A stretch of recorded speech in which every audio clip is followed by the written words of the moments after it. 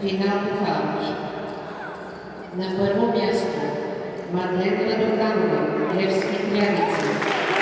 На второ място Марина Иванова, Тракия. На трето място Симона Петрова.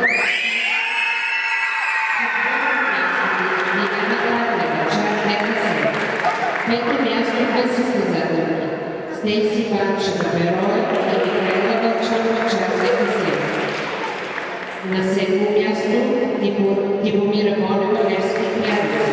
И на осмо място Ивана Иванова, Черноморец. Наградите ще връчи госпожа Аня Александрова, експерт на Международната федерация на художествените